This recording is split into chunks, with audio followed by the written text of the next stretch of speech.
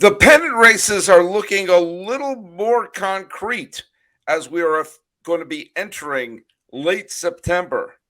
Meanwhile, the American League MVP is a race of philosophy. And do the Diamondbacks hold the key to going to the postseason? Let's have a Locked On MLB, Locked On Diamondbacks crossover. Hello, baseball fans. Welcome to Locked On MLB, part of the Locked On Podcast Network, where it's your team every day. This is the daily podcast. We talk about all of Major League Baseball. I'm your host. I am an Emmy-winning – no, I'm not an Emmy-winning. I'm an Emmy-nominated. I almost padded my resume. Emmy-nominated producer of television, comedian, sometimes filmmaker, sometimes writer, podcast for the last 10 years. My name is Paul Francis Sullivan. You call me Sully. Right over there, that's Millard Thomas. He is the host of Locked On Diamondbacks. Every Monday we get together to yap about baseball. And you know what? There are worse ways to spend your days. Hey, follow us at Locked On MLB Pods on Twitter and on Instagram. And I'm your pal Sully. I'm at Sully Baseball on Twitter, Sully Baseball Podcast on Instagram. Millard, where can people follow you? Hey, you can follow me on Twitter at CreatorThomas24 for my personal account, or follow the show account, Locked On Diamondbacks, both Twitter and Instagram. And of course, we're on YouTube as well. Locked On Diamondbacks on there as well. So don't forget to hit subscribe. And we're on all your podcasting platforms. All right, I just want to, again, pull back the Wayback Machine a little bit. On the fourth day of September, just before we're heading into Labor Day, the Minnesota Twins defeated the Chicago White Sox 5-1. And with that, they entered into a tie for first place in the American League Central, knowing they had, let's count them off, 1, 2, 3, 4, 5, 6, 7, 8 games head-to-head with the Cleveland Indians, the team they were tied with. All they had to do was enter those Cleveland series, break even, and then win those Cleveland series, and Minnesota could be punching their ticket for October. What happened, Millard Thomas? They did not win those games. No, they did not. In fact, they went on an absolute nosedive. They got swept at home. They lost 3 games at home to Cleveland. And then they lost the first 3 games, three games at Cleveland this weekend, including a 15-inning game that I have no evidence is over. Meanwhile, with that, the first 6 games head-to-head, they've lost. Now, they won today, but the words too little and too late have come to mind as they dropped their first 6 head-to-head matchups. Their best-case scenario is they would lose 6 out of 8 head-to-head games that were desperately needed. And with that, they went from on September 5th, tied, dead even, and here we are on September 18th. They are 6 games back with, 18 left to play. That's a disaster. That is a complete disaster. And with that, and the White Sox have crept a little bit closer to Cleveland, but with Shane Bieber pitching like a Cy Young candidate, it looks like Cleveland has all but wrapped this up with this disastrous series for Minnesota. Yeah, the Twins controlled their own destiny at the end of the season for whether they should make the playoffs or not, and they weren't able to get it done against their own division opponents. Like you said, the schedule was laid out for them. They had all the games against the Cleveland Guardians to lock down the division. They weren't able to get it done. Now, the Twins, they have a lot of question marks entering the season because I still feel like this was a year where you still kind of overperformed expectations if you're the Twins franchise, but it's still like a weird period in your franchise. It's kind of like a transition period. It's like, what do you do with that Carlos Correa contract? He's got a player option basically for every single season. Like, Byron Buxton had a good year, but it's another year where he only played like 90-something games and he couldn't stay on the field. And you look at a lot of that roster, like the talent either overperformed expectations or there's just a lot of holes on that team. So if you're the Twins, I don't know if you double down on this team and you say, let's improve, let's retool, and let's keep adding pieces to this roster that we already have, try to compete again next season. Or you're like, you know what? Maybe we just overperformed expectations. We're really not in a place to compete. And let's just trade Carlos Correa, let's trade Byron Buxton, and let's rebuild. Because if you're the Twins right now, I don't know exactly where you go from here. Well, the Twins made the wild card in 2017. They won their division in 2019. They won over 100 games in 2019. They won the division in 2020. They had a bad year last year. I thought last year was the aberration, which is why I actually picked Minnesota to go to the playoffs this year. I thought Correa was going to be a positive influence. And right up until, they were in first place from Memorial Day. Let me just go here. Until they were in first place until, by themselves until early August. Mm-hmm. And they took control of first place. They jumped into first place right around mid-April.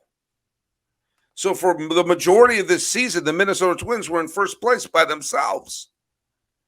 And then it just collapsed the final third of the season.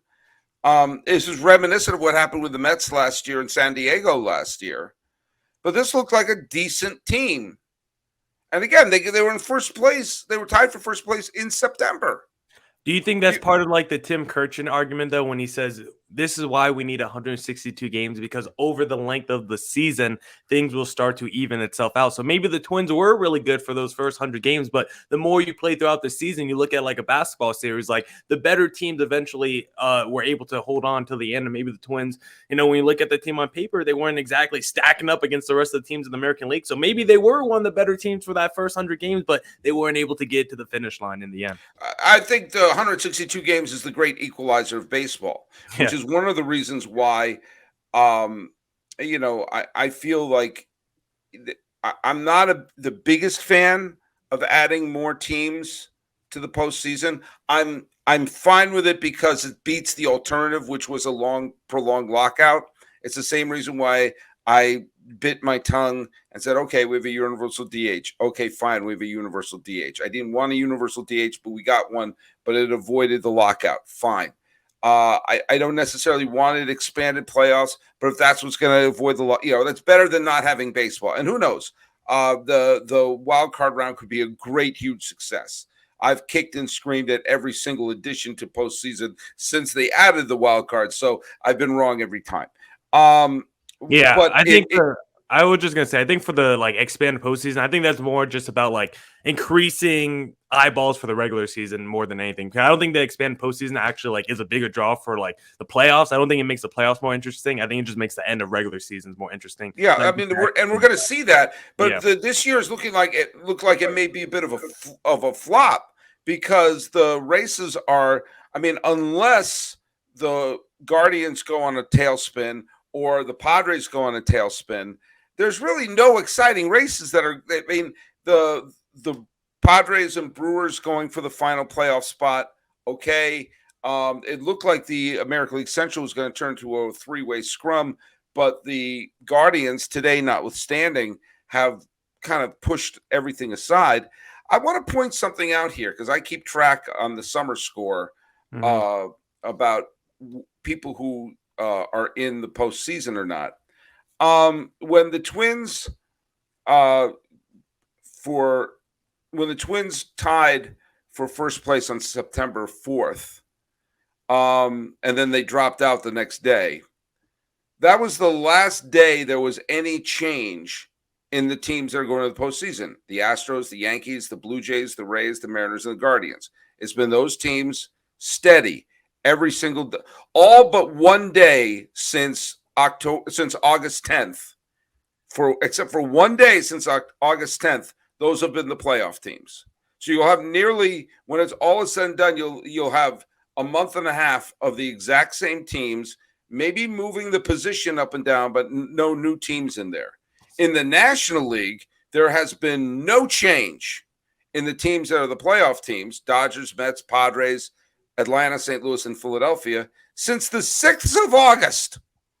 It's been over a month and a half since there's been any change in maybe the positioning, but it's been a month and a half of the same teams every single day. You know what it sounds like, Sully? It sounds like an argument for shortening the schedule, because if you shortened it to those 120 games, and you would have had those close races already finished, at the month or so ago when the races were close. Because like you're saying, as the season wears on, those races, those final 3 weeks, the month of the season, we already knows who's locked into those playoff spots. Yeah, there might be one wild card, spot up for grabs, but for the most part, those final 3 weeks, we already know who's locked into playoff seeding for the most part. So there's not really a lot of intrigue this extra month of the season. If we ended the season a couple months earlier, then all those close playoff races would have came down to the wire. It just would add a little bit more intrigue than seeing basically teams just separate themselves from the rest of the pack with how it goes the last 3 weeks of the season.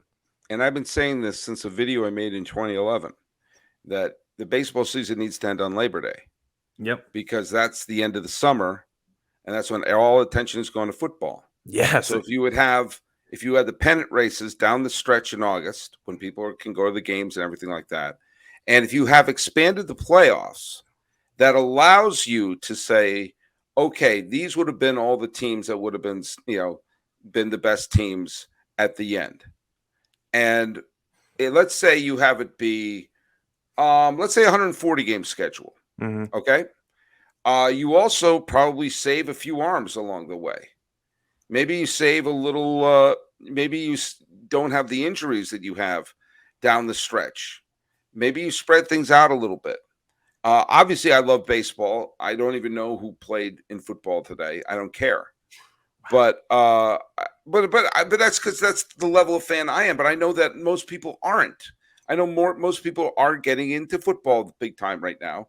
And it's ridiculous to try to take what should be the down the stretch they come month and then expect everyone to pick baseball up again in October. Imagine if the playoffs were going on right now.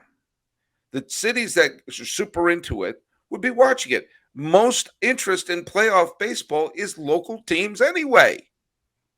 So if the Dodgers were in it here in Los Angeles, or if the Yankees were in, Yankees and Mets, or the Phillies or the Mariners, whomever in there, St. Louis, those cities would be going gaga. Everyone else will have already turned to football like they already have. Yeah. It's like screaming at the tides. So you have expanded the playoffs. I'm all for shortening the season.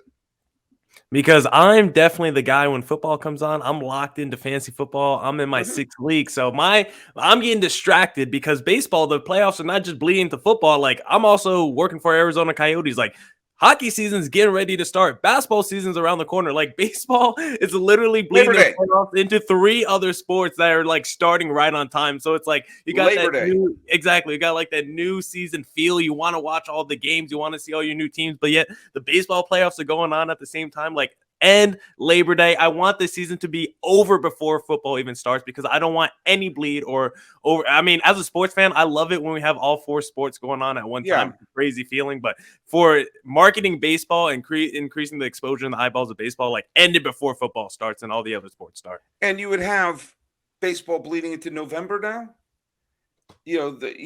Start the playoffs for the first week of September, and if it goes out the way it'll probably end early October, where the weather still feels like baseball. Imagine a few years ago, both Colorado and Minnesota made the postseason. They didn't get far, but they both made the postseason.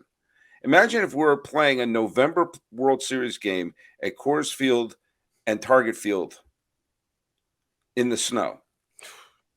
Is that what we want? You know what? I'm willing to bet money that nobody wants to see that.